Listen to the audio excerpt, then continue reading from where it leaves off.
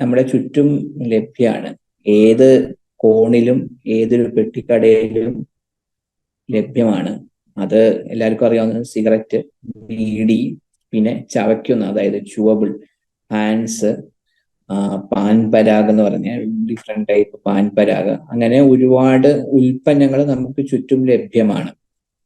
പിന്നെ ഈ ഇടയ്ക്ക് എനിക്ക് തോന്നുന്നു കുട്ടികളില് കണ്ടുവരുന്നത്, ഇപ്പൊ മുതിർന്നവരും ഉപയോഗിക്കുന്നേ, നിങ്ങളിൽ ചിലവരെങ്കിലും അത് ഉപയോഗിക്കുന്ന വ്യക്തികളെ കണ്ടിട്ടുണ്ടാവും. കൂൾ ലിപ്പ് എന്നൊക്കെ പറഞ്ഞ്, ഇതും ഒരു പുകയില പദാർത്ഥമാണ്. അപ്പൊ നമുക്ക് ചുറ്റും സുലഭമായി ലഭ്യമാണ്. അതാണ് അതിന്റെ ഒരു ചലഞ്ച്. അപ്പൊ പുകയിലയില് ആസക്തി, അതിനോടൊരു നൽകുന്ന രാസപദാർത്ഥം നിക്കോട്ടിൻ എന്ന് പറഞ്ഞൊരു പദാർത്ഥമാണ്. അപ്പൊ നിക്കോട്ടിൻ ഉള്ളത് കൊണ്ടാണ് അതില് ആസക്തി ഉണ്ടാവുന്നത്. പക്ഷേ നിക്കോട്ടിൻ കൂടെ തന്നെ വേറെ ഒട്ടനേകം രാസപദാർത്ഥങ്ങൾ അതിൽ അടങ്ങിയിരിക്കുന്നുണ്ട്. അതിപ്പോ സിഗരറ്റിന്റെ പുകയിലാവാമല്ല, നമ്മൾ ചവയ്ക്കുമ്പോൾ ഹാൻസിലെ വേറെ പുകയില പദാർത്ഥങ്ങളിലും ആയിരിക്കാം. അതാണ് അതിന്റെ അസുഖങ്ങൾക്കായിട്ട്, പല അസുഖങ്ങൾക്കായിട്ട് വഴിവെക്കുന്നത്. അപ്പോൾ നിക്കോട്ടിൻ ആസക്തി നൽകുന്ന പദാർത്ഥവും മറ്റ് പല അനേകായിരം രാസപദാർത്ഥങ്ങൾ പല രീതിയിലത്തെ അസുഖങ്ങൾ ഒരുപാട് കാലം ഉപയോഗിക്കുമ്പോൾ ഉണ്ടാക്കുന്നതിനുമായിട്ട് കാരണമാകുന്നുണ്ട്. അപ്പൊ ശരിക്കും പറഞ്ഞു കഴിഞ്ഞു കഴിഞ്ഞാല് ഈ ഇത് എത്രത്തോളം ആസക്തി ഉണ്ടാക്കുന്നു, എത്രത്തോളം അഡിക്ഷൻ ഉണ്ടാക്കുന്നു എന്നുള്ളൊരു കാര്യത്തെക്കുറിച്ച് നമ്മൾ ഒറ്റൊരു ചോദ്യം ആലോചിച്ചാൽ മതി. നമുക്ക് ചുറ്റും പുകയില പദാർത്ഥം, അതായത് സിഗരറ്റോ ഹാൻസോ എന്തോ ആയിക്കോട്ടെ ഉപയോഗിക്കുന്ന എത്ര വ്യക്തികളാണ് വേറെ ഏതെങ്കിലും ഒരു ലഹരി, ഇപ്പൊ മദ്യം ഇടയ്ക്ക് ഉപയോഗിക്കുന്നവരെ കണ്ടിട്ടുണ്ടാകാം, ഇടയ്ക്ക് ചിലപ്പോൾ കഞ്ചാവ് ഉപയോഗിക്കുന്നവരെ കണ്ടിട്ടുണ്ടാവും, ഇടയ്ക്ക് MDMA ഉപയോഗിക്കുന്നവരെ കണ്ടിട്ടുണ്ടാവും. പക്ഷെ ഇടയ്ക്ക് പുക വലിക്കുന്നതോ, ആഴ്ചയിൽ ഒരിക്കൽ പുക വലിക്കുന്നതോ, ആഴ്ചയിൽ 2 വട്ടം അതേമാതിരി ഹാൻസ് ഉപയോഗിക്കുന്നവരെ നമ്മൾ എത്ര പേര് കണ്ടിട്ടുണ്ടാകാം. ഇത് ഉപയോഗിക്കുന്നതിൽ ഒരുവിധം എല്ലാവരും അത് എല്ലാ ദിവസവും, ഓരോ ദിവസവും പലവട്ടം ഉപയോഗിക്കുന്ന വ്യക്തികളാണ്, നമുക്ക് അറിയാവുന്ന ആൾക്കാരും. അത് എപ്പോഴെങ്കിലും ഒറ്റവട്ടം എന്നുള്ള നിലയിൽ. അത് ശരിക്കും പറഞ്ഞു കഴിഞ്ഞു കഴിഞ്ഞാൽ അതിന്റെ ആസക്തി നിക്കോട്ടിന്റെ ആസക്തി എത്രത്തോളം ഉണ്ടെന്നുള്ളത് കാണിക്കുന്നതാണ്. അത് നമ്മുടെ ശാസ്ത്രീയമായിട്ടുള്ള പഠനങ്ങളിലും കാണിക്കുന്നുണ്ട്. അപ്പോ വളരെ വലിയ ലഹരികളായിട്ടുള്ള, എന്താ പറയാ, നമ്മുടെ കൊക്കെയിൻ, ഇതൊക്കെ അങ്ങനത്തെ വലിയ അതിനോളോ അതിനേക്കാൾ കൂടുതൽ ശരിക്കും ആസക്തി നൽകുന്ന ഒരു പദാർത്ഥമാണ് ഈ നിക്കോട്ടിൻ എന്ന് പറയുന്ന രാസപദാർത്ഥം. അപ്പൊ അതാണ് അതിന്റെ ഒരു വിരോധാഭാസം. അത് വളരെ സുലഭമായിട്ട് നമുക്ക് ചുറ്റും ലഭ്യമാണെന്നുള്ളതാണ് ശരിക്കുള്ള വിരോധാഭാസം. അപ്പോ ഇതാണ് ഒരു പ്രധാനപ്പെട്ട കാര്യം. പിന്നെ ഇത് നമുക്ക് എല്ലാവർക്കും അറിയുന്ന മാതിരി പല അസുഖങ്ങൾക്കുമായിട്ടും വഴിവെക്കുന്നുണ്ട്. അപ്പോ സിഗരറ്റ് വലിക്കുന്നവർക്ക് ശ്വാസകോശ സംബന്ധിതമായിട്ടുള്ള രോഗങ്ങൾ പലതും, അതുകൂടാതെ തന്നെ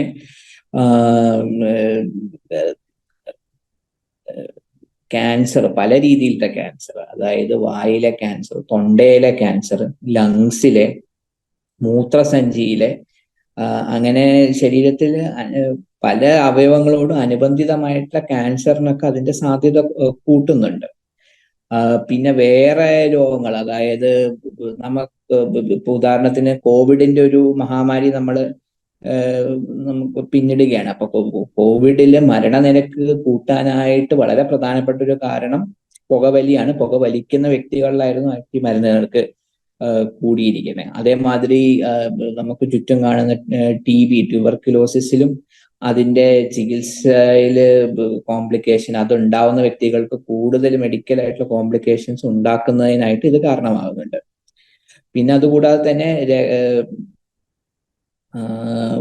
ഹാർട്ട് അറ്റാക്ക്, അതായത് രക്തധമനികളോട് അനുബന്ധിതമായിട്ടുള്ള രോഗം, അതൊന്നെങ്കിൽ ഹാർട്ട് അറ്റാക്ക്, അത് തലച്ചോറിലുണ്ടാകുമ്പോൾ സ്ട്രോക്ക്, ഈ രീതിയിലുള്ള രോഗങ്ങൾ കൂട്ടുന്നതിനായിട്ട് പുകവലി കാരണമാകുന്നത്. അപ്പൊ നമുക്ക് ചുറ്റും സാധാരണ നമ്മൾ കാണുന്ന രോഗങ്ങൾക്ക് എല്ലാത്തിനും വഴിവെക്കുന്നുണ്ട് പുകവലിയോ അതെയോ നമ്മൾ ചവയ്ക്കുന്ന രൂപത്തിൽ നമ്മൾ ഏതെങ്കിലും പുകയില പദാർത്ഥം ഉപയോഗിക്കുമ്പോൾ. അതുകൂടാതെ തന്നെ നിങ്ങളുടെ പലരും കേട്ട് കാണും സെക്കൻഡറി സ്മോക്കിംഗ് എന്ന് പറഞ്ഞൊരു. സെക്കൻഡറി സ്മോക്കിംഗ് എന്ന് പറഞ്ഞാൽ പുക വലിക്കുന്ന സമയത്ത്, സിഗരറ്റ് ഉപയോഗിക്കുന്ന സമയത്ത് ആ പുകയിലുള്ള ചില പദാർത്ഥങ്ങൾക്ക് നമുക്ക് ചുറ്റുമുള്ള മേശയിലും എല്ലായിടത്തും ഇങ്ങനെ വീണ് കിടക്കുന്നുണ്ട്. അപ്പൊ നമ്മൾ വീട്ടിലൊക്കെ ഉപയോഗിക്കുകയാണെങ്കിൽ അത് ശ്വസിക്കാം, ആ പുക ശ്വസിക്കാം. അല്ലെങ്കിൽ ഈ പദാർത്ഥങ്ങൾ നമുക്ക് എല്ലായിടത്തും വീണ് കിടക്കുന്നത് അതിനോട് നമ്മുടെ കുടുംബാംഗങ്ങളൊക്കെ എക്സ്പോസ്ഡ് ആവുന്നതാണ്. അത് കുടുംബത്തിലെ കുട്ടികളാവാം, പ്രഗ്നന്റ് ആയിട്ടുള്ള സ്ത്രീകളായിരിക്കാം.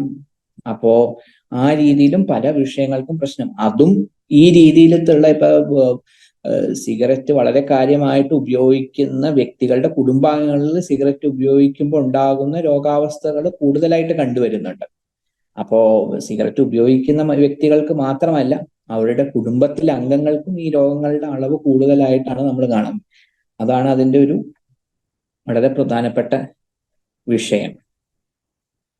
പിന്നെ അതുകൂടാതെ ഒരു പ്രധാനപ്പെട്ട കാര്യം ഞാൻ ഇവിടെ സംസാരിക്കാൻ ആഗ്രഹിക്കുന്ന, എല്ലാ വർഷവും ലോകാരോഗ്യ സംഘടന ഈ ലോക പുകയില വിരുദ്ധ ദിനത്തിന് ഓരോരോ തീം, ഓരോരോ വിഷയം കൊടുത്തിട്ടുണ്ട്. അപ്പൊ ഈ വർഷത്തെ വിഷയം എന്ന് പറഞ്ഞു കഴിഞ്ഞാല് protecting children from tobacco industry interference എന്നാണ്. അതായത് നമ്മുടെ കുട്ടികളെ പുക അതായത് പുകയിലയുടെ കമ്പനികളിൽ നിന്ന്, അവരുടെ പല ടാക്ടിക്സിൽ നിന്ന് നമ്മുടെ കുട്ടികളെ രക്ഷിക്കുക എന്നുള്ളതാണ്. അപ്പോ ശരിക്കും ലോകാരോഗ്യ സംഘടനയുടെ കണക്കുകൾ പ്രകാരം 13 മുതൽ 15 വയസ്സ് ഉള്ള കുട്ടികൾ, ആ ഒരു പ്രായത്തിലുള്ള ഏതാണ്ട് 3.7 കോടി കുട്ടികളിൽ ഏതെങ്കിലും രീതിയിൽ പുകയില ഉപയോഗിച്ചിട്ടുള്ളതാണ് ലോകമെമ്പാടും. അതായത് 13 മുതൽ 15 വയസ്സ്. ഞാനിവിടെ സ്കൂളിൽ നിന്ന് ഏതെങ്കിലും ഒരു ലഹരിയോ അല്ല വേറെ എന്തെങ്കിലും ഒരു വിഷയമായിട്ട് എൻ്റെ അടുത്ത് വരുന്ന കുട്ടികൾ 10-ലോ 12-ലോ ഒക്കെ, അവരിൽ പലരും എന്നോട് നേരിട്ട് പറഞ്ഞിരിക്കുന്നു. ഒരു 8ാം ക്ലാസ്സിലെ കുട്ടിയാണെങ്കിൽ ഒട്ടുമിക്കവാറും അവര് പുകയിലയിൽ ഏതെങ്കിലും ഒരു പദാർത്ഥം ഉപയോഗിച്ചു. ഇത് ഒറ്റൊരു കുട്ടിയല്ല, പല സ്ഥലങ്ങളിൽ പല കുട്ടികൾ പല സമയത്ത് പറഞ്ഞിരിക്കുന്നതാണ്. അപ്പോൾ നമ്മൾ എവിടെയോ സമൂഹത്തില് നമ്മളുടെ കുട്ടികളെ ഇതിന്റെ ഒരു എക്സ്പോഷറിൽ നിന്ന് രക്ഷിക്കാനായിട്ടോ അതിന് നമുക്ക് പ്രിവെന്റ് ചെയ്യാനായിട്ടോ നമുക്ക് കഴിയുന്നില്ല എന്നുള്ളതൊരു വലിയ വിഷയമാണ്. അപ്പോ അതാണ് എനിക്ക് തോന്നുന്നു ഈ വർഷത്തിന്റെ തീം, ഈ ഒരു തീമിന്റെ, ഈ ഒരു വിഷയത്തിന്റെ പ്രാധാന്യം. ഇപ്പൊ പല രീതിയിലാകാം. അപ്പൊ എനിക്ക് ഇപ്പൊ പലപ്പോഴും ഒരു എന്ന് വെച്ച് കഴിഞ്ഞാൽ നമ്മുടെ സോഷ്യൽ മീഡിയകൾ, കുട്ടികൾ ഉപയോഗിക്കുന്ന സോഷ്യൽ മീഡിയയിൽ പലയിടത്തുമായിട്ട് എന്താ പറയാ, അതിനെക്കുറിച്ച് പുകയില പദാർത്ഥങ്ങളുടെ അഡ്വർടൈസ്മെന്റ് പാടില്ലെങ്കിലും പലയിടത്തും കാണാം.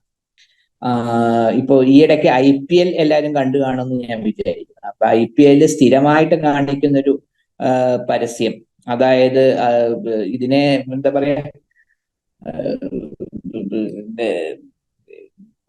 വിമൽ എന്ന് പറഞ്ഞൊരു, അത് ശരിക്കും പാൻ മസാല, ഒരു ഇന്ത്യയിലൊട്ടാകെ കിട്ടുന്ന ഒരു പാൻ മസാല ആണ് വിമല്. അപ്പൊ വിമലിന്റെ വേറെ എന്താ പറയാ, പാൻ മസാല അടങ്ങിയിരിക്കാത്ത സാധാരണ ഒരു, അപ്പൊ അത് പലപ്പോഴും, അതായത് അതൊരു ലഹരിയുടെ ടാക്ടിക്കാണ്. അതായത് നേരത്തെ റോയൽ ചലഞ്ചേഴ്സ് ബാംഗ്ലൂർ അത് ആദ്യം നമ്മുടെ വിജയ് മല്യയുടെ ആയിരുന്നു. അപ്പൊ മൂപ്പരുടെ മദ്യത്തിന്റെ മൂപ്പര് വേറൊരു രീതിയിൽ അഡ്വർടൈസ് ചെയ്യാണ്, റോയൽ ചലഞ്ചേഴ്സ് ബാംഗ്ലൂർ. അതേമാതിരി തന്നെ വിമലിന്റെ പരസ്യത്തിൽ ഷാറുഖ് ഖാനും അജയ് ദേവനും ടൈഗർ ഷ്രോഫും 3 പേരും കൂടിയായിരുന്നു ആഘോഷമാക്കി മാറ്റിയിട്ട്, അങ്ങനെ വളരെ അട്രാക്റ്റീവായിട്ട് സിനിമയ്ക്കായിട്ട് പോകുന്ന സമയത്ത് പലപ്പോഴും വിമലിന്റെയോ അല്ലെങ്കിൽ അതേമാതിരി ഈ രീതിയിലത്തെ ഈ ച്യൂവബിൾ ടൊബാക്കോ, ചവയ്ക്കുന്ന ഇതിന്റെ പുകയില പദാർത്ഥങ്ങളുടെ പരസ്യം നമുക്ക് പലപ്പോഴും കാണാം. അപ്പൊ ഈ രീതിയിലത്തെ അഡ്വർടൈസിങ് നമുക്ക് ചുറ്റുമുണ്ട്. അപ്പൊ അതൊക്കെ നമ്മൾ പ്രിവെന്റ് ചെയ്യാനായിട്ട്. വേറൊരു കാര്യം, നമ്മുടെ മലയാള സിനിമകളിലൊക്കെ പലയിടത്തും നേരത്തെ ഇല്ല, പക്ഷെ ഈ ഒരു കഴിഞ്ഞ കുറച്ചു കാലമായിട്ട് ഞാൻ കണ്ടുവന്നിരിക്കുന്നത് സിഗരറ്റ്, പുകയില പദാർത്ഥങ്ങളാകാം, വേറെ ലഹരികളാകാം, അതിന്റെ ഉപയോഗത്തെ വളരെ തുറന്നു കാണിക്കുന്നു, അതൊരു ആഘോഷമായിട്ട് കാണിക്കുന്നു. അപ്പൊ പലപ്പോഴും എന്ന് പറഞ്ഞാൽ കലാവിഷ്കരണത്തിന്റെ ഒരു സ്വാതന്ത്ര്യമാണെന്നുള്ള രീതിയിലൊക്കെ ആൾക്കാർ പറയാറുണ്ട്. പക്ഷെ എന്ന് വെച്ച് കഴിഞ്ഞാൽ അതൊരു ആഘോഷമായിട്ട്, അത് വെച്ചിട്ട് ബുദ്ധിമുട്ടുകൾ നേരിടുന്ന ഒരു കഥയുടെ സാഹചര്യത്തിൽ മാത്രം അതൊരു ആഘോഷമാക്കി മാറ്റുന്ന രീതിയിൽ ഒരുപാട് സീൻസ്, പോസ്റ്ററുകൾ കണക്കിനായിട്ട്, സിനിമയുടെ പോസ്റ്ററിൽ തന്നെ സിഗരറ്റ് ഉപയോഗിക്കുന്നതൊക്കെ. അപ്പോ അതൊക്കെ നമ്മുടെ കുട്ടികളെ ഒരുപാട് ഇൻഫ്ലുവൻസ് ചെയ്യുന്നുണ്ട്. അപ്പൊ അവിടെയൊക്കെ എന്ന് പറഞ്ഞു കഴിഞ്ഞാൽ ഈ ഇടയ്ക്ക് ഇറങ്ങിയ ഒരു ഫഹദ് ഫാസിലിന്റെ സിനിമയിലൊക്കെ പൗരുഷത്തിന്റെ ഒരു ഭാഗമായിട്ടാണ് ഇത് ഉപയോഗിക്കുന്നതൊക്കെ ആയിട്ട് കാണിക്കുന്നത്. അപ്പൊ അതൊക്കെ നമുക്ക് എടുത്തു പറയാതെ സാധിക്കില്ല. അപ്പൊ ഈ രീതിയിൽ നമ്മളുടെ ചുറ്റുമുള്ള കുട്ടികളെ വളരെ നെഗറ്റീവായിട്ട് ഇൻഫ്ലുവൻസ് ചെയ്യാനായിട്ട് പുകയിലയുടെ ആണെങ്കിലും വേറെ ലഹരികളുടെ ഇതാണെങ്കിൽ നമുക്ക് ചുറ്റും നടക്കുന്നുണ്ട്. അപ്പൊ ഇതിനൊക്കെ നമുക്കൊരു സമൂഹം എന്ന നിലയിൽ ലഹരിയുടെ ഉപയോഗത്തെക്കുറിച്ച് എല്ലാ മാതാപിതാക്കളും വളരെയധികം കൺസേൺഡ് ആയിട്ട് ഇരിക്കുന്ന ഒരു ഈ കാലഘട്ടത്തിൽ നമ്മൾ എന്തെങ്കിലും ഒരു പുതിയ വഴികൾ കണ്ടെത്തണം. ഈ കാര്യങ്ങളെക്കുറിച്ച് നമ്മളുടെ കുട്ടികളോട് സംസാരിക്കാൻ, പ്രതിപാദിക്കാൻ, അതിന്റെ റിസ്കിനെ കുറിച്ച് സംസാരിക്കാൻ, ഈ രീതിയിൽ അവർക്ക് ചുറ്റും അവരെ ഇൻഫ്ലുവൻസ് ചെയ്യുന്ന കാര്യങ്ങളിൽ ചെന്ന് ചാടാതിരിക്കാൻ. അപ്പൊ അത് നമ്മളെല്ലാവരും സമൂഹം എന്നുള്ള നിലയിൽ ആലോചിക്കേണ്ട ഒരു കാര്യമാണ്. അവസാനം എനിക്ക് സംസാരിക്കുന്നത് ഇതിന്റെ ചികിത്സയെ കുറിച്ചാണ്. ചികിത്സ പലപ്പോഴും സഹായിക്കും. അപ്പോ ഒരു കാര്യം എന്താന്ന് വെച്ച് കഴിഞ്ഞാൽ പഠനങ്ങൾ ശരിക്കും കാണിക്കുന്നതെന്ന് വെച്ച് കഴിഞ്ഞാൽ സ്വയം നല്ല രീതിയിൽ നല്ല രീതിയിൽ ഉപയോഗിക്കുന്ന വ്യക്തികൾ ഒറ്റയടിക്ക് നിർത്തുന്നവർ 1 വർഷം കഴിഞ്ഞ് കഴിഞ്ഞാൽ ഏതാണ്ട് 5% ആൾക്കാരെ തീരെ ഉപയോഗിക്കാതെ അങ്ങനെ തന്നെ നിൽക്കുള്ളൂ.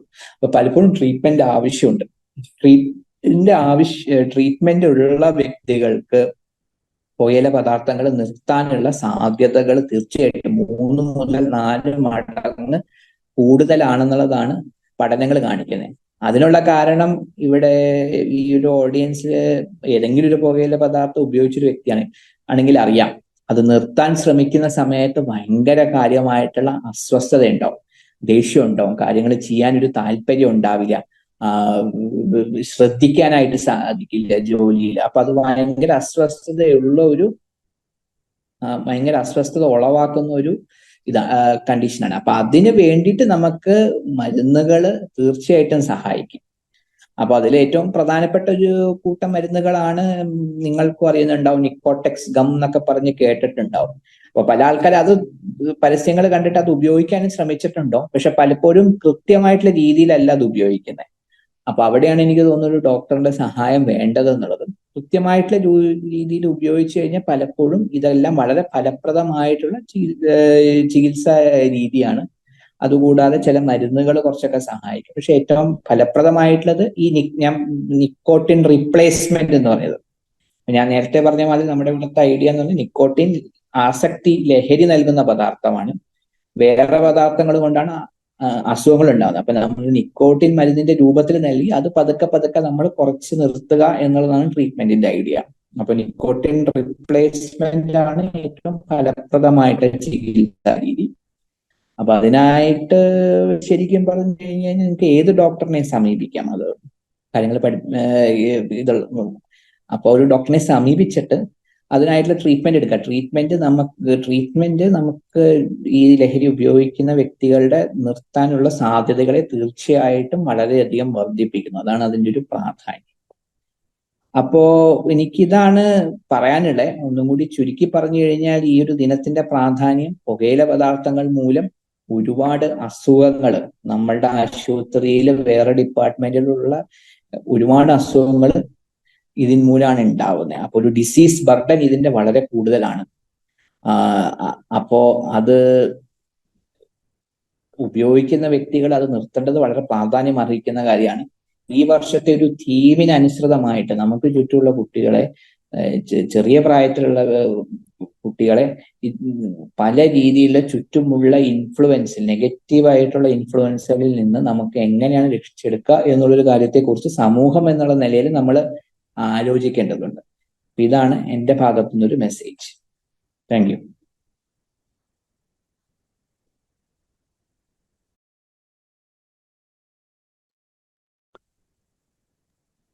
നമുക്കിനി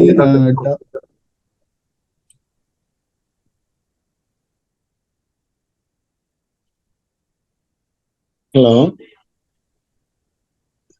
കേൾക്കുന്നുണ്ട്.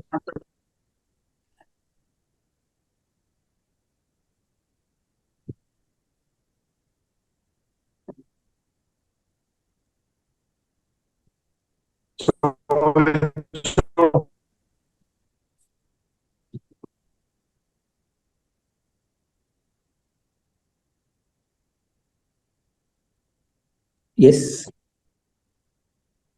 അപ്പോ എനിക്ക് തോന്നുന്നു ചോദ്യങ്ങളും ഉത്തരങ്ങളുമാണ് പരിപാടിയുടെ പ്രധാനപ്പെട്ട. അപ്പോ ഒന്നെങ്കിൽ ചോദ്യങ്ങൾ നേരിട്ട് ചോദിക്കാം, അല്ലെങ്കിൽ ചാറ്റിൽ ഇട്ടാൽ മതി. അപ്പോ നമുക്ക് വായിച്ചിട്ട് അതിനുള്ള ഉത്തരം നൽകാം. ഓക്കെ, ജംഷീറെ ഒരു സംശയം. ഞാൻ ഇ സിഗരറ്റിനെ കുറിച്ചാണ് സാറിനോട് ചോദിക്കാൻ വിചാരിച്ചത്. പറയും. ഇ സിഗരറ്റ് എന്ന് പറഞ്ഞൊരു സംവിധാനം ഇപ്പൊ കുട്ടികളുടെ ഇടയിൽ വ്യാപിക്കുന്നുണ്ടെന്നുള്ള ഇതുണ്ട്. അത് എങ്ങനെ നമുക്ക് അതിനെ കൺട്രോൾ ചെയ്യാം? അത് എന്താണ് അതിന്റെ ഒരു ഇത് എന്നുള്ള ശരിക്കും മനസ്സിലായിട്ടില്ല. അപ്പൊ ഇ സിഗരറ്റ് എന്ന് പറഞ്ഞാൽ ശരിക്കും വളരെ കോംപ്ലിക്കേറ്റഡ് ആയിട്ടുള്ള ടോപ്പിക്കാണ്. സിഗരറ്റ് ഇപ്പോ ഈ കേരളത്തിൽ അത്രമാത്രം വന്നിട്ടില്ല, പക്ഷെ അതും വന്നു. കേരളത്തിൽ ശരിക്കും പറയാ, ഇന്ത്യയിൽ ശരിക്കും ഇ സിഗരറ്റ് ബാൻഡാണ്, പക്ഷെ പുറമെ ലഭ്യമാണ്. അപ്പോ സിഗരറ്റിനെ കുറിച്ച് പറയുകയാണെങ്കിൽ എന്താന്ന് വെച്ച് കഴിഞ്ഞു കഴിഞ്ഞാൽ അതിൽ ഈ സിഗരറ്റിൽ ഒരു ലിക്വിഡ് ഉണ്ടാവും. ആ ലിക്വിഡില് അത് തുടക്കത്തിൽ വന്ന സമയത്ത് അതിന്റെ ഐഡിയ എന്താന്ന് വെച്ച് കഴിഞ്ഞാൽ, ഈ ഒരു ലിക്വിഡ് നമുക്ക് ചൂടാക്കുന്നത് നമ്മൾ ഇലക്ട്രിസിറ്റി മൂലം അതിൽ നിന്ന്, അപ്പൊ ഈ ലിക്വിഡില് ഈ നിക്കോട്ടിൻ ഇങ്ങനെ അടങ്ങിയിരിക്കുന്നതാണ്, അത് നമുക്ക് വലിക്കാൻ പറ്റും എന്നുള്ളതാണ് ഈ സിഗരറ്റിന്റെ ഐഡിയ. അപ്പൊ അതിന് പല തരത്തിലുള്ള ഇ സിഗരറ്റും പല കാര്യങ്ങളുണ്ട്. അങ്ങനെയാണ് ഇ സിഗരറ്റ് ആദ്യമായിട്ട് ഉടലെടുക്കുന്നത്. അപ്പോ ബേസിക്കലി അതിങ്ങനെ നമ്മുടെ ഈ ഇങ്ങനെ സിലിണ്ടറിൽ ഒരു ലിക്വിഡ് ആയിട്ട് ഇങ്ങനെ സോൾവെന്റിനുള്ളിൽ നിക്കോട്ടിൻ ഉണ്ടാവും. അത് നമ്മൾ ചൂടാക്കാണ്, ഇലക്ട്രിസിറ്റിയോ വേറെ ഏതെങ്കിലും ഒരു മാർഗം വെച്ചിട്ട്, എന്നിട്ട് നമ്മൾ അതൊരു സിഗരറ്റ് മാതിരി വലിക്കുക. അതാണ് ഈ സിഗരറ്റ് എന്ന് പറഞ്ഞു കഴിഞ്ഞു കഴിഞ്ഞാൽ. അപ്പോ ഈ സിഗരറ്റിനെ കുറിച്ച് പറഞ്ഞു കഴിഞ്ഞാൽ, പക്ഷെ അതിന്റെ ഒരു ഇൻഡസ്ട്രി, ഒരു മാർക്കറ്റ് വളരെയധികം വ്യാപിക്കുന്നുണ്ട്. അപ്പോ ഏതൊരു ഇൻഡസ്ട്രിയും വ്യാപിക്കുന്നതിന്റെ മാതിരി അവരുടെ ഒരു ടാർഗറ്റ് ശരിക്കും പറഞ്ഞു കഴിഞ്ഞാൽ യങ് പീപ്പിൾ, അതിപ്പോ കുട്ടികളാവാം, young adolescent age group, teenage age group, ഈ വ്യക്തികളെ. അപ്പൊ അവര് എന്താണ് ചെയ്തിരിക്കുന്നതെന്ന് വെച്ച് കഴിഞ്ഞു കഴിഞ്ഞാല്, ഇവർക്ക് എന്താ പറയാ, അത് അട്രാക്റ്റീവ് ആക്കാന് ഈ നിക്കോട്ടിൻ അടങ്ങിയിരിക്കാതെ പല ഫ്ലേവർ, അപ്പൊ ഫ്ലേവർ ആണെങ്കിൽ പിന്നെ ആസക്തിയുടെ ഒരു ചോദ്യം ഉദിക്കുന്നില്ലല്ലോ. അപ്പൊ പല ഫ്ലേവറില് അത് വെച്ചിട്ട് ഇപ്പൊ നമുക്ക് യൂട്യൂബിലൊക്കെ നോക്കിക്കഴിഞ്ഞു കഴിഞ്ഞാൽ അതിന്റെ പുക വെച്ചിട്ട് പല പല ഷേപ്പ് ഉണ്ടാക്കാം, ഇതുണ്ടാക്കാം. അതപ്പോ അങ്ങനെ ഭയങ്കര അട്രാക്റ്റീവ് ആക്കാനായിട്ട് അങ്ങനെ ശരിക്കൊരു ശ്രമം ഉണ്ടായി. അപ്പൊ അതിൻമൂലം ഈ സിഗരറ്റിന്റെ ഒരു യൂസ് വളരെയധികം വ്യാപിച്ചിട്ടുണ്ട്. അത് പാശ്ചാത്യ രാജ്യങ്ങളിൽ, പിന്നെ ചില ഏഷ്യൻ രാജ്യങ്ങളായ സൗത്ത് കൊറിയ, ഈ സ്ഥലങ്ങളിലൊക്കെ വ്യാപിച്ചിട്ടുണ്ട്. അപ്പോ ഇതിന്റെ ഈ വേപ്പേഴ്സ്, ഇപ്പൊ ഇതിന്റെ വേറൊരു പേരാണ് വേപ്പ് എന്ന് പറഞ്ഞിട്ടാണ് ഈ സിഗരറ്റിന്റെ. അപ്പൊ അത് വേപ്പേഴ്സ്, വാട്ടർ വേപ്പറിലേക്ക് ഉണ്ടല്ലോ വേപ്പർ, അപ്പൊ വേപ്പ് എന്നാണ് അതിന് പറയുന്നത്. അപ്പൊ ഇതിന്റെ വേപ്പേഴ്സ് എൻറ്റയർലി സേഫ് ആണെന്നും നമുക്ക് പറയാൻ സാധിക്കില്ല. പക്ഷെ അതിന്റെ വിഷയം എന്ന് വെച്ച് കഴിഞ്ഞു കഴിഞ്ഞാൽ, ഇത് ചിലപ്പം ഈ ഫ്ലേവറുകൾ വെച്ചായിട്ട് തുടങ്ങുന്നുണ്ടാവുക, അവിടുന്ന് നിക്കോട്ടിനിലോട്ട് ചെല്ലുന്നുണ്ടാവും.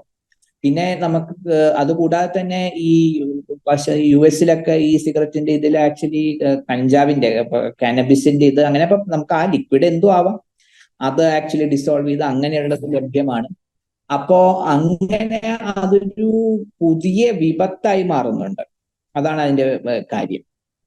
പക്ഷെ അതേസമയം അപ്പൊ അതാണ് അത് കുട്ടികളെ ടാർഗറ്റ് ചെയ്യുന്ന രീതി. കുട്ടികളുടെ ഇടയിൽ വളരെയധികം വർദ്ധിച്ചിരുന്നു, കുട്ടികളെ ടാർഗറ്റ് ചെയ്യാനായിട്ട് സ്പെസിഫിക് ആയിട്ടുള്ള ഫ്ലേവേഴ്സ് അങ്ങനെ രീതിയിൽ.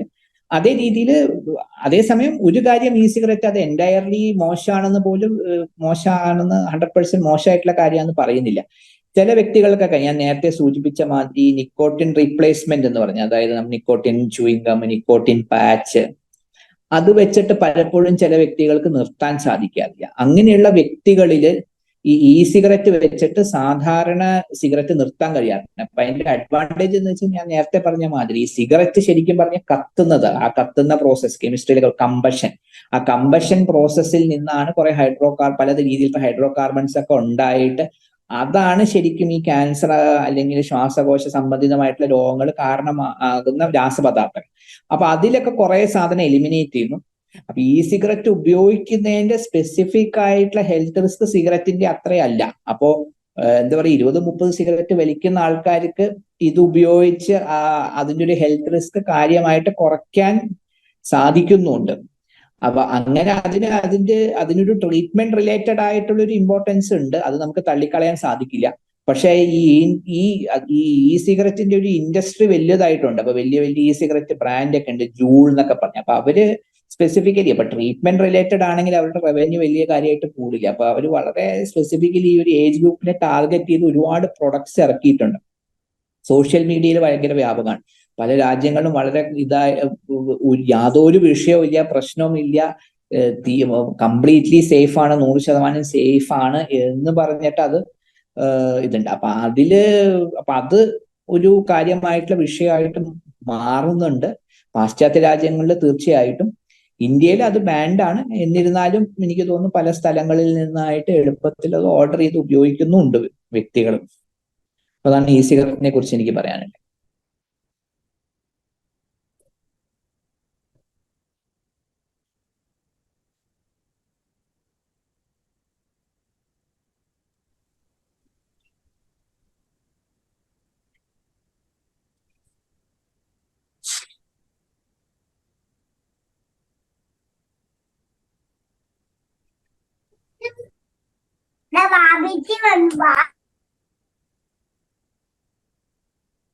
സർ ഈ ലോങ് ടേം പൊതുവെ എല്ലാ ചാറ്റിൽ ക്വസ്റ്റ്യൻ, വേപ്പ് എന്ന് പറഞ്ഞാൽ ഇ സിഗരറ്റ് തന്നെയാണ്. അപ്പോ ആ ഈ സിഗരറ്റിൽ അത് ആ വേപ്പർ ഉണ്ടാകുന്ന പ്രോസസ്സിലും അതിന്റെ ആ കാനിസ്റ്റർ ഉള്ളതിലും ഒക്കെ ചില മെറ്റൽസ് ആണ്. അപ്പൊ ആ മെറ്റൽസ് ഒക്കെ ചിലപ്പോൾ ആ ഫ്യൂംസിൽ അതിന്റെയൊക്കെ വളരെ മൈന്യൂട്ട് ആയിട്ടുള്ള ക്വാണ്ടിറ്റീസ് ഉണ്ട്. അതിന്റെ എക്സാക്ട് ആയിട്ടുള്ള ലോങ് ടേം ഹെൽത്ത് റിസ്ക് എന്താണെന്നുള്ളത് നമുക്ക് അറിയില്ല. പിന്നെ അതുകൂടാതെ തന്നെ ഈ സിഗരറ്റ് മൂലം വളരെ കാര്യമായിട്ടൊരു വിഷയം ഉണ്ടായിരിക്കുന്നതെന്ന് വെച്ച് കഴിഞ്ഞാൽ US ഒരു സമയത്ത് അതായത് കഞ്ചാവ് ഈ സിഗരറ്റിൽ നിന്ന് ആക്ച്വലി യൂസ് ചെയ്യുമ്പോൾ ആ കഞ്ചാവ് ഡിസോൾവ് ചെയ്യാനുള്ള ഉപയോഗിച്ചിരുന്ന കെമിക്കൽ മൂലം അത് ലങ്സിൽ ഒരു റിയാക്ഷൻ ഉണ്ടാക്കി ഒരുപാട് മരണങ്ങളൊക്കെ ഉണ്ടായിരുന്നു. അതൊരു 4-5 വർഷം മുമ്പത്തെ കാര്യമാണ്. അപ്പോ എൻറ്റയർലി ഇതിൽ ഈ സോൾവെന്റ് ആയിരിക്കുന്ന ലിക്വിഡ്, ഈ അതിന്റെ ആ കാനിസ്റ്ററിന്റെ കമ്പോണൻസ്, ഫ്യൂംസ് ഉണ്ടാകുന്നതിന്റെ എൻറ്റയർ ആയിട്ടുള്ള അങ്ങനത്തെ ഒരു സേഫ്റ്റി, കംപ്ലീറ്റ്ലി 100% സേഫ് എന്ന് പറഞ്ഞ് ഇവര് ക്ലെയിം ചെയ്യുന്ന മാതിരി നമുക്ക് തീർച്ചയായിട്ടും പറയാൻ സാധിക്കില്ല. അപ്പൊ അതാണ് അതിന്റെ കാര്യം. ആരും ചോദിക്കാൻ വന്നിരുന്നു. ഈ സിഗരറ്റ് ബേസ് നിക്കോട്ടിൻ തന്നെ അല്ലേ സാറേ? അല്ല, അതിപ്പോ എന്തോ ആവാം. ബേസിക്കലി ഈ സിഗരറ്റ് എന്ന് പറഞ്ഞു കഴിഞ്ഞാല് ഞാൻ പറഞ്ഞ മാതിരി അതിങ്ങനെ എന്താ പറയാ, അതൊരു ഇങ്ങനെ കാനിസ്റ്റർ മാതിരി ഉണ്ടാവും, അതിലൊരു സോൾവെന്റ് ഉണ്ടാവും. ആ സോൾവെന്റ് നമുക്ക് നിക്കോട്ടിൻ ഡിസോൾവ് ചെയ്യാം, അല്ലെങ്കിൽ ഈ ഇങ്ങനെ ഫ്ലേവേർഡ് ആയിട്ടുള്ള എന്തെങ്കിലും ഒരു സാധനം ഡിസോൾവ് ചെയ്യാം, കാനബിസ് ഡിസോൾവ് ചെയ്യാം. എന്നിട്ട് നമ്മൾ അത് അതിന്റെ ഒരു ഇലക്ട്രിക്കൽ സർക്യൂട്ട് അത് ഹീറ്റ് ചെയ്യുന്നു. അപ്പൊ അതിന്റെ ആ വേപ്പേഴ്സ് പുറത്തേക്ക് വരുന്നു. അപ്പോ അതിന്റെ ഇനീഷ്യൽ ആയിട്ട് ഈ സിഗരറ്റ്സ് വന്നത് ബേസിക്കലി നിക്കോട്ടിന്റെ യൂസിനായിട്ടാണ്. അതായത് സിഗരറ്റ് ഉപയോഗിക്കുന്ന വ്യക്തികൾക്ക് വേറൊരു ഓൾട്ടർനേറ്റീവ് ആയിട്ടാണ് അത് വന്നിരിക്കുന്നത്. പക്ഷെ എന്തു ആകാം, എല്ലാ ഇ സിഗരറ്റിലും നിക്കോട്ടിൻ മാത്രമായിരിക്കണം എന്നില്ല. ഞാൻ ഈ പറഞ്ഞ മാതിരി കുട്ടികളിലൊക്കെ ഇവരിങ്ങനെ എന്ന് വെച്ച് കഴിഞ്ഞാൽ അത് നോൺ നിക്കോട്ടിൻ കണ്ടെയ്നിങ്, അതിൽ പല ഫ്ലേവേഴ്സ് അങ്ങനെയൊക്കെ ആയിട്ടുള്ളതാണ്. പക്ഷെ നമ്മുടെ കൺസേൺ എന്ന് പറഞ്ഞാൽ ഇവിടുന്ന് അത് ഉപയോഗിക്കുന്ന വ്യക്തികളിൽ ശരിക്കും പറഞ്ഞു കഴിഞ്ഞാൽ നിക്കോട്ടിൻ ഉപയോഗത്തിലോട്ട് മാറാനുള്ള ഒരു സാധ്യത, റിസ്ക് വളരെ കൂടുതലാണ്. അപ്പൊ അതാണ് പഠനങ്ങൾ കാണിക്കുന്നത്. അറ്റ്ലീസ്റ്റ് US എല്ലാ 2 വർഷം കൂടുന്തോറും കുട്ടികളിൽ സർവേ നടത്താറുണ്ട് അവരുടെ ലഹരി ഉപയോഗത്തെ കുറിച്ചിട്ട്. അപ്പൊ ആ പഠനങ്ങളൊക്കെ കാണിക്കുന്നതെന്ന് വെച്ചാൽ ഇത് ഉപയോഗിച്ച് തുടങ്ങുന്നത്, ഫ്ലേവേഴ്സ് ഉപയോഗിച്ച് തുടങ്ങുന്ന വ്യക്തികളിൽ കുറച്ച് കഴിഞ്ഞ് നിക്കോട്ടിൻ യൂസ് ചെയ്യാനുള്ള സാധ്യത കൂടുതലാണ്. അത് കഴിഞ്ഞ് കഴിഞ്ഞാൽ സിഗരറ്റിലോട്ട് മാറാനും വേറെ ലഹരി പദാർത്ഥങ്ങളിലോട്ട് മാറാനുള്ള സാധ്യത. അപ്പൊ അതാണ് പിന്നെ ഇതൊരു 100% സേഫ് ആണെന്നുള്ള ഒരു മെസ്സേജിങ് ഇൻഡസ്ട്രിയുടെ ഭാഗത്തുനിന്നുണ്ട്. അത് അല്ല എന്നുള്ളതാണ് ഒരു വളരെ പ്രധാനപ്പെട്ട കാര്യം. Okay sir, thanks. സാർ, ഇപ്പം ഈ റെസ്റ്റോറന്റുകളിലൊക്കെ ഹുക്ക, ഈ അറബികളൊക്കെ യൂസ് ചെയ്യുന്ന ഹുക്ക എല്ലാ സ്ഥലങ്ങളിലും വന്നു തുടങ്ങിയിട്ടുണ്ട്. അതെങ്ങനെയാണ് സാറേ? അത് ഡിപ്പെൻസ്. റെസ്റ്റോറന്റില് അതിലും ഇതേമാതിരി അതിന്റെ കണ്ടന്റ് അനുസരിച്ചിട്ട് അതില് ചിലതൊക്കെ ഈ പുകയില നിക്കോട്ടിന്റെ ഇതുണ്ട്, വേറെ അതിന്റെ ആ ഫ്യൂംസ് ഉണ്ടാകുന്നതിനായിട്ട് ചില കെമിക്കൽസ് വെച്ചിട്ട് അത് കണ്ടന്റ് വേരി ചെയ്തിരിക്കുക ഈ സിഗരറ്റ് മാതിരി. അപ്പോ അങ്ങനെയാണ് അത്. ബേസിക്കലി അതൊരു എന്താ പറയാ, അഡിക്ഷൻ റിലേറ്റഡ് ആയിട്ടുള്ള ബിഹേവിയറിലോട്ട് എൻകറേജ് ചെയ്യുന്ന കാര്യങ്ങളാണ് ഈ ഹുക്ക, ഇങ്ങനത്തെ കാര്യങ്ങളൊക്കെ. അപ്പോ either some of it nicotine ആണ്, നിക്കോട്ടിൻ കണ്ടെയ്നിങ് ആണ്. Some of it nicotine containing just അതിന്റെ ആ വലിക്കുന്നതിന്റെയും അതിന്റെ വേപ്പർ വിടുന്നതിന്റെ ഇങ്ങനെ എന്താ പറയാ അതിന്റെ റിങ്സ് വിടുന്നതിന്റെയും അതിന്റെ ഒരു രസത്തിനായിട്ട് കണ്ടന്റ് വേരി ചെയ്തുകൊണ്ടിരിക്കും. ഈ രണ്ട് സാധനം ഉണ്ടാവാറുണ്ട്, നിക്കോട്ടിൻ കണ്ടെയ്നിങ് ഉണ്ടാവാറുണ്ട്.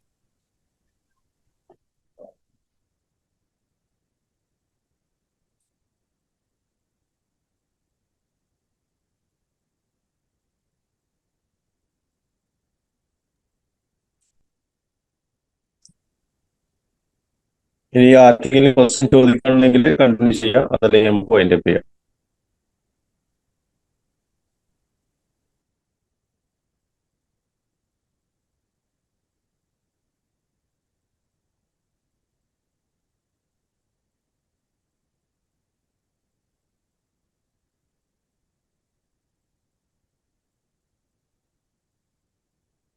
ഇതിന്റെ അഡിഷൻ ഉണ്ടാവാതിരിക്കാൻ നമുക്ക് എന്തൊക്കെ ചെയ്യാമെന്നുള്ള ഒരു ഇതും കൂടി സാറൊന്ന് നമുക്ക് കൺക്ലൂഡ് ചെയ്തോടെ.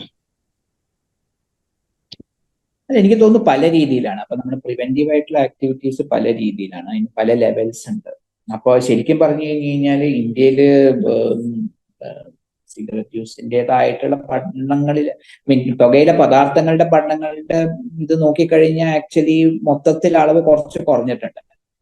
അപ്പൊ ഗവൺമെന്റ് തലത്തിൽ വളരെ എഫക്റ്റീവ് ആയിട്ടുള്ള strategy, one of the most effective strategy എന്താ ഉണ്ടായിരിക്കുന്നത്, ആക്ച്വലി ടാക്സിങ് കൂട്ടിയത്, അതിന്റെ പ്രൈസ് കൂട്ടിയത് ബേസിക്കലി അതിന്റെ അളവോ ആൾക്കാർ നിർത്തുന്നതിനായിട്ട് പ്രേരിപ്പിച്ചിട്ടുണ്ട്. അത് ലോകമെമ്പാടും ആക്ച്വലി പോളിസി വൈസ് വളരെ ഫലപ്രദമായിട്ടുള്ള ഒരു കാര്യമാണ് ടാക്സേഷൻ, അങ്ങനത്തെ കാര്യങ്ങൾ. എനിക്ക് തോന്നുന്നു പിന്നെ കുട്ടികളിൽ ഇതിന്റെ ഒരു അവബോധം ഉണ്ടാക്കാൻ അതിനെക്കുറിച്ച് സംസാരിക്കണം. ഇതിന്റെ പല രീതിയിലത്തെ മെസ്സേജിങ് പല സോഴ്സസിൽ നിന്നും വരുന്നുണ്ട്. അത് സേഫ് ആണ്, ഇടയ്ക്ക് ഉപയോഗിക്കുന്നു. അതായത് ഞാൻ ഈ പറഞ്ഞ മാതിരി സോഷ്യൽ മീഡിയ ഇപ്പോൾ അത് വളരെ പ്രധാനപ്പെട്ട മെയിൻ സ്ട്രീം മീഡിയ എന്റർടൈൻമെന്റ് ഇൻഡസ്ട്രിയിലൊക്കെ ഇതിന്റെ ആക്ച്വലി യൂസ് എൻകറേജ് ചെയ്യുന്ന മാതിരിയുള്ള ഒരുപാട് ഡെപ്പിക്ഷൻസ് ഈ ഇടയ്ക്ക് ഒരുപാട് സിനിമകളിലൊക്കെ ഞാൻ കാണുന്നുണ്ട്. അപ്പൊ അതിനെക്കുറിച്ച് നമുക്ക് എന്ത് ചെയ്യാം? സ്കൂളിൽ വളരെ ഒരു ചെറിയൊരു പ്രായത്തിനുള്ളിൽ തന്നെ, അതായത് എനിക്ക് തോന്നുന്നു ഈവൺ ഒരു 5th 6th ഒക്കെ ആവുമ്പോഴേക്കും അതിൻ്റെ ഒരു എക്സ്പോഷർ വരാനുള്ള സാധ്യതയുണ്ട്. അപ്പൊ അവിടെ എനിക്ക് തോന്നുന്നു നമുക്ക് ഇതിനെക്കുറിച്ച് അവബോധം നൽകുന്ന ക്ലാസ്സുകൾ അത് വളരെ പ്രധാനമാണ്. അപ്പോ അത് എന്തൊക്കെ രീതിയിൽ ആൾക്കാർ നിങ്ങളോട് ഏതൊക്കെ പറയാം, ഏതൊക്കെ രീതിയിൽ നമുക്ക് ചുറ്റുള്ള സുഹൃത്തുക്കളുടെ ഇടയിൽ നിന്ന് പ്രഷർ വരാം, എങ്ങനെ നമുക്ക് വേണ്ട എന്നുള്ളത് പറയണം.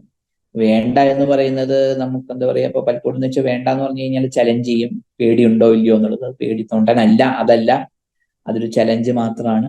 അപ്പൊ അങ്ങനെ പല കാര്യങ്ങളും എനിക്ക് തോന്നുന്നു അത് നമ്മൾ ഒരു അവബോധം കുട്ടികളിൽ വളരെ ചെറിയ പ്രായത്തിൽ തന്നെ, ഈ പുകയില പദാർത്ഥങ്ങളെ കുറിച്ച് തീർച്ചയായിട്ടും നമ്മുടെ സമൂഹത്തിനിടയിൽ എനിക്ക് തോന്നുന്നു ഇതേമാതിരി തന്നെ ഇത് എല്ലായിടത്തും ലഭ്യമാണ്. അപ്പോ അതിൻ്റെ ഒരു ഇതുണ്ട്. ട്രീറ്റ്മെന്റിനെ കുറിച്ചിട്ട് നമുക്ക് എന്താ പറയാ, പലപ്പോഴും എന്ന് വെച്ച് കഴിഞ്ഞാൽ എന്ത് ലഹരി പദാർത്ഥം ഉപയോഗിക്കുന്ന വ്യക്തികൾക്ക് എനിക്ക് അസുഖം വരില്ല എന്നുള്ളൊരു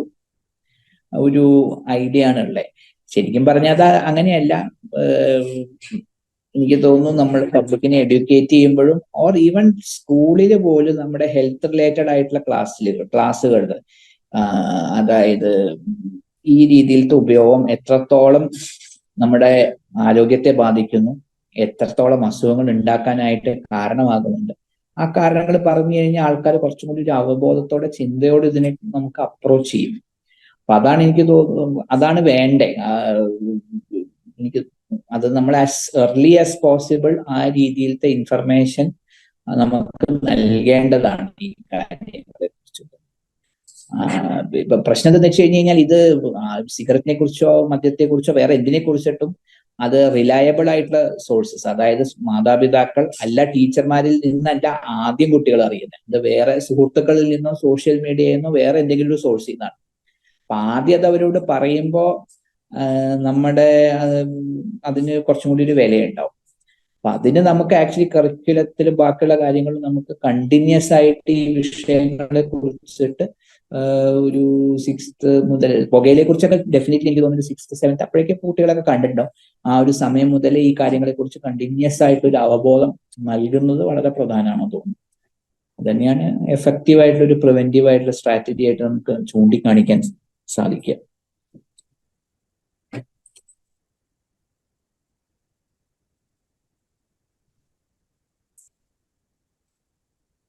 സർ, ചാറ്റ് ബോക്സിൽ ഒരു ക്വസ്റ്റ്യൻ കൂടെ വന്നിട്ടുണ്ട്. എന്തായിരുന്നു?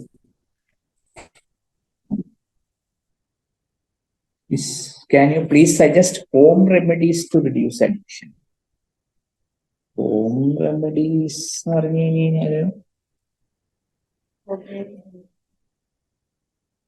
അല്ല, നമുക്ക് നിർത്താനായിട്ട് ശ്രമിക്കാം തീർച്ചയായിട്ടും. വേറെ ഏതെങ്കിലും പ്രത്യേകിച്ച് ഇപ്പോ ചില ആൾക്കാരിലൊക്കെ ഈ എന്താ പറയാ ച്യൂവബിൾ ടൊബാക്കോ യൂസ് ചെയ്യുന്ന ആൾക്കാർക്കൊക്കെ ആ വായിന്റെ ഉള്ളിൽ എന്തെങ്കിലും ഒരു ഇരിക്കുന്ന ഒരു ആ ഫീല് കിട്ടുന്നത് വളരെ പ്രധാനമാണ്. അപ്പോ അങ്ങനെയുള്ള വ്യക്തികൾ കുറച്ചൊക്കെ ഈ പറഞ്ഞ മാതിരി ഏലക്ക ചവയ്ക്കുക, ചൂയിങ്ങം ചവയ്ക്കുക, അതിന് അതിൻ്റെതായിട്ടുള്ള കുറച്ചൊരു എഫക്റ്റീവ്നെസ് ഉണ്ട്, ഇല്ല എന്ന് പറയാൻ സാധിക്കില്ല. കാരണം ആ വായിന്റെ ഉള്ളിൽ എന്തെങ്കിലും ഇരിക്കുന്ന ഒരു ഫീൽ കിട്ടുന്നത് വളരെ പ്രധാനമാണ്. അപ്പൊ അങ്ങനെയുള്ള കാര്യങ്ങളൊക്കെ കുറച്ചൊക്കെ സഹായിക്കാം. ഭയങ്കരമായിട്ട് ആസക്തി തോന്നുമ്പോൾ അതിൽ നിന്ന് മാറി നിൽക്കാനായിട്ട് നമുക്ക് കുറച്ച് സ്ട്രാറ്റജീസ് ഒക്കെ ഉപയോഗിക്കാം. ചിലപ്പോൾ സമയത്ത് വെള്ളം കുടിക്കുന്നതോ എന്തെങ്കിലും കഴിക്കുന്നതോ, അല്ലെങ്കിൽ പലപ്പോഴും ആസക്തി വളരെ കാര്യമായിട്ട് കയറി വരുന്നതെന്ന് വെച്ചാൽ നമ്മൾ ക്ഷീണിച്ചിരിക്കുന്ന സമയങ്ങൾ, ഭയങ്കരധികം ടെൻഷനുള്ള സമയങ്ങളിൽ. അപ്പൊ ക്ഷീണിച്ചിരിക്കുമ്പോൾ നമുക്ക് ആ ക്ഷീണം മാറ്റാനായിട്ട് എന്ത് ചെയ്യണം എന്നുള്ളത് ആലോചിക്കണം. ടെൻഷനുള്ളപ്പോൾ നമുക്ക് പറ്റുകയാണെങ്കിൽ ആ കാര്യത്തിൽ നിന്ന് കുറച്ചു നേരം മാറി നിൽക്കാനായിട്ട് അങ്ങനെയുള്ള സ്ട്രാറ്റജീസ് ഒക്കെ കുറച്ച് ഹെൽപ്പ് ചെയ്യാം. പിന്നെ രണ്ടാമത്തെ ചോദ്യം, which is worse, is tobacco worse than alcohol? അങ്ങനെയല്ല, ഇങ്ങനത്തെ ഒരു ചോദ്യത്തിന് വലിയൊരു എന്താ പറയാ റെലവൻസ് ഇല്ല. രണ്ടിനും അതിൻ്റെതായിട്ടുള്ള രീതിയിലുള്ള ഒരുപാട് വിഷയങ്ങളുണ്ട്. എന്താ പറയാ, പക്ഷെ ഈ പറഞ്ഞ മാതിരി അഡിക്റ്റീവ് പൊട്ടൻഷ്യൽ നിക്കോട്ടിൻ ആണ് കൂടുതൽ. അപ്പൊ ആ ഒരു കാര്യത്തിൽ എനിക്കൊന്ന് ശാസ്ത്രീയമായിട്ട് ഒരു ഡൗട്ട് ഒന്നുമില്ല. അഡിക്റ്റീവ് ആയിട്ടുള്ള പൊട്ടൻഷ്യൽ നിക്കോട്ടിൻ ആണ് എന്നുള്ളൊരു കാര്യത്തിൽ സംശയിക്കാം.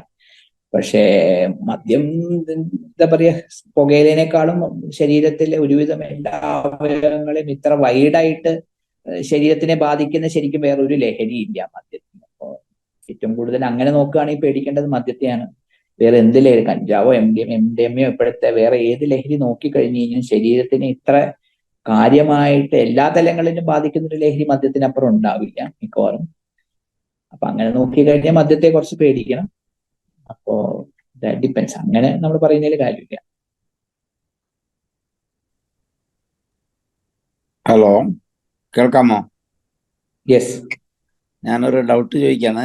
സാധാരണ ഇപ്പൊ ഞാൻ സ്മോക്കറാണ്. അപ്പോ ഈ താറിന്റെയും നിക്കോട്ടിന്റെയും വളരെ മൈൽഡ് ആയിട്ടുള്ള സിഗരറ്റ് ഇറങ്ങുന്നുണ്ട് ഇപ്പൊ, 0.5 mg അങ്ങനെയുള്ള.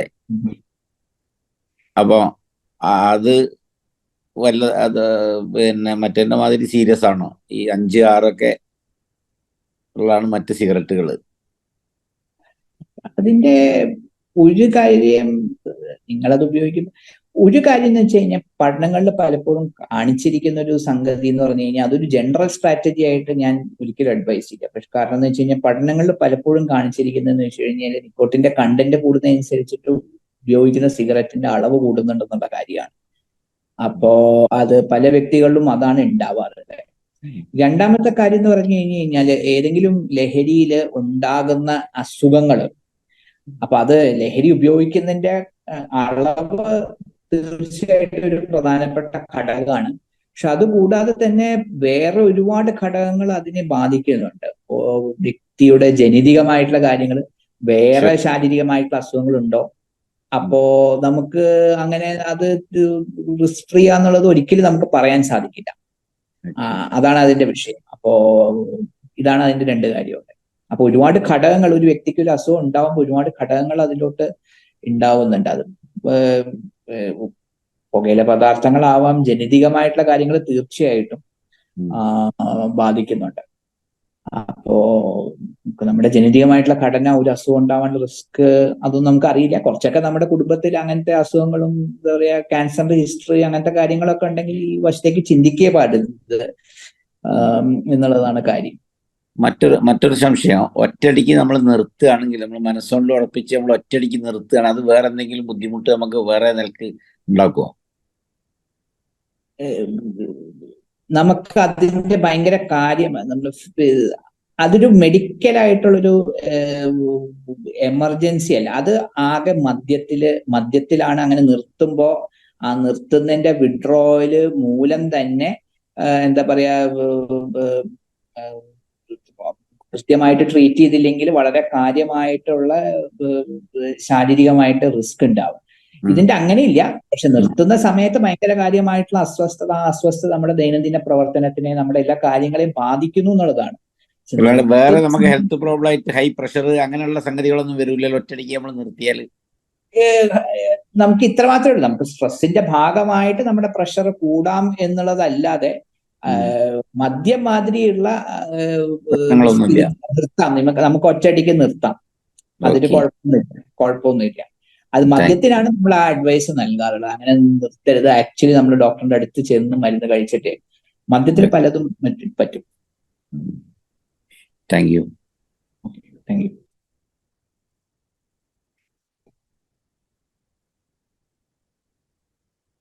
എന്തായാലും ഏകദേശം എല്ലാ കാര്യങ്ങളും കവർ ചെയ്തെന്ന് തോന്നുന്നു. സാറ് നല്ല രീതിയിൽ സെഷൻ കാര്യങ്ങളൊക്കെ ഡെലിവർ ചെയ്ത് കഴിഞ്ഞെന്ന് തോന്നുന്നു. ഡിസ്കഷൻ നടന്നു, ക്വസ്റ്റ്യൻ ആൻസർ നടന്നു. എന്തായാലും വളരെ നല്ല രീതിയിൽ കാര്യങ്ങൾ ഡീൽ ചെയ്ത ജയശ്രീ സാറിന് നന്ദി അറിയിക്കുന്നു. അതേപോലെ ഈ ഒരു ഓൺലൈൻ സെഷനിൽ പങ്കെടുത്ത എല്ലാവർക്കും നന്ദി രേഖപ്പെടുത്തിക്കൊണ്ട് ഈ സെഷൻ ഇവിടെ അവസാനിച്ചതായിട്ട് അറിയിക്കുന്നു. Thank you.